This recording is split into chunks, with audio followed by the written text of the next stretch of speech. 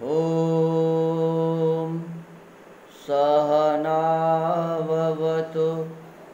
सहनौ भुनक्तु सह वीर्यं करवावहै तेजस्विनावधीतमस्तु मा विद्विषावहै। ओम शांति शांति शांति। आदरणीय श्रोतागण, सादर नमस्ते। हम अभी उपासना विषय पर चर्चा कर रहे हैं और उपासना करने के लिए ऋषि का कथन है कि हमें योग दर्शन के अनुसार, जो महर्षि पतंजलि जी ने लिखा है, उसके अनुसार हमें उपासना करनी चाहिए।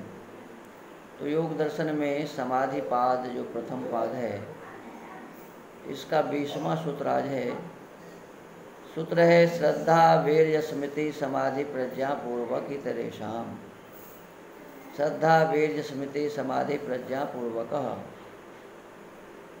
रुचि उत्साह योग संबंधी पढ़ी सुनी बातों का स्मरण, एकाग्रता तथा रितंभरा प्रज्ञा पूर्वक और संप्रज्ञात समाधि होती है। इतरेषाम विदेह और प्रकृतिलय योगियों से भिन्न की। इस सूत्र का अर्थ यह हुआ कि विदेह और प्रकृतिलय योगियों से भिन्न योगियों की और संप्रज्ञात समाधि रुचि उत्साह स्मरण, एकाग्रता और रितंभरा प्रज्ञा पूर्वक होती है। महर्षि व्यास कहते हैं, उपाय प्रत्ययो योगिनां भवति श्रद्धा चेतसा संप्रसादः साहि जननीव कल्याणी योगिनं पाति तस्य हि श्रद्धानस्य विवेकार्थिनो वीर्यमुपजायते समुपजात वीर्यस्य स्मृति रूपतिष्ठते स्मृत्युपस्थाने च चित्तमनाकुलं समाधीयते समाहित चित्तस्य प्रज्ञा विवेक उपावर्तते येन यथार्थं वस्तु जानाति तदभ्यासात् तद्विषयाच्च वैराग्याद् संप्रज्ञातः समाधिर्भवति। उपाय प्रत्यय नामक और संप्रज्ञात समाधि योगियों की होती है, अर्थात विदेह और प्रकृतिलय योगियों से भिन्न योगियों की होती है। श्रद्धा चित्त की अभिरुचि अर्थात तीव्र इच्छा, वह माता के समान कल्याणकारिणी योगी की रक्षा करती है। श्रद्धालु विवेकाभिलाषी योगी को बल उत्साह प्रयत्न प्राप्त होता है।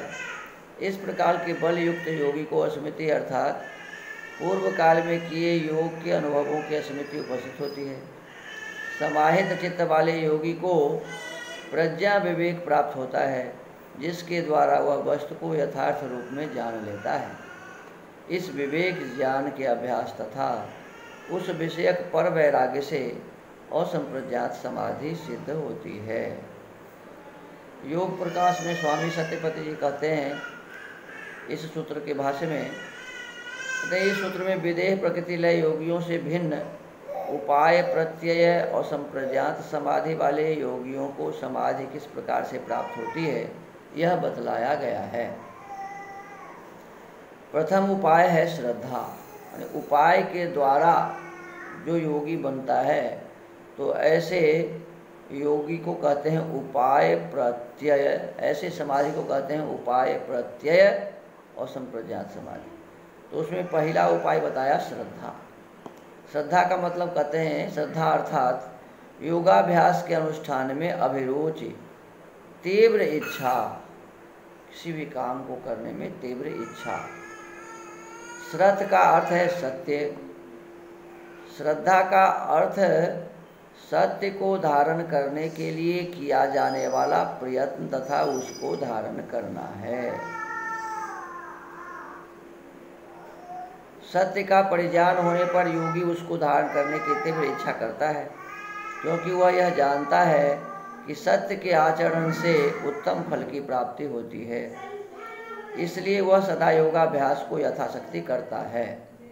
यदि उसको योग का फल ज्ञात न हो तो उसकी योग में रुचि नहीं होगी। दूसरा उपाय है उत्साह। उत्साह के कारण व्यक्ति कठिन कार्य को भी सरलता से संपादित कर लेता है और उससे उसकी अपनी शक्ति उद्बुद्ध होती है। यदि वह व्यक्ति अपने असामर्थ्य से कार्य सिद्धि नहीं कर पाता तो वह जहाँ कहीं से भी साधनों की प्राप्ति हो सकती हो उनके उपार्जन में पूर्ण प्रयास करता है, परंतु उत्साहहीन व्यक्ति ऐसा नहीं करता। उत्साह रहित की अपनी विद्यमान शक्ति भी कार्य करना छोड़ देती है। उत्साही अपने लक्ष्य पर पहुंचने के लिए विविध बाधाओं के आने पर भी निराशावादी नहीं होता, उसको दूसरे मनुष्य भी सहायता देते हैं। उत्साहहीन को नहीं, उत्साहपूर्वक पूर्ण प्रयास करने पर साधक को ईश्वर भी सहायता देता है। इसलिए उत्साह को समाधि का साधन माना जाता है। अब तीसरा साधन है, कहते हैं तीसरा उपाय है स्मृति। योगाभ्यास के करने से उसके उत्तम परिणाम अनुभव में आते हैं। उन अनुभवों से संस्कार उत्पन्न होते हैं, उन संस्कारों से स्मृति उत्पन्न होती है।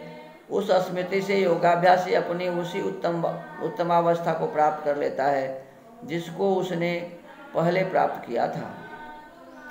इसलिए उत्तम स्मृति समाधि का साधन है।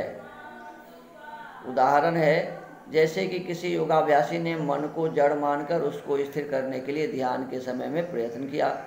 उस प्रयत्न से उसको सफलता मिली। कालांतर में मन के अस्थिर होने पर पुनः उस अनुभव से जनित स्मृति के आधार पर उसने प्रयत्न किया तो उसका मन स्थिर हो गया।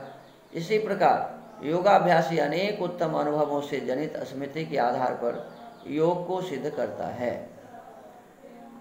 चौथा उपाय है समाधि। अभ्यास करते करते योगी संप्रज्ञात समाधि की उन्नत अवस्था को प्राप्त कर लेता है। यह समाधि असंप्रज्ञात समाधि का साधन बनती है, क्योंकि संप्रज्ञात के बिना असंप्रज्ञात की प्राप्ति नहीं होती। पांचवा साधन है उत्कृष्ट प्रज्ञा।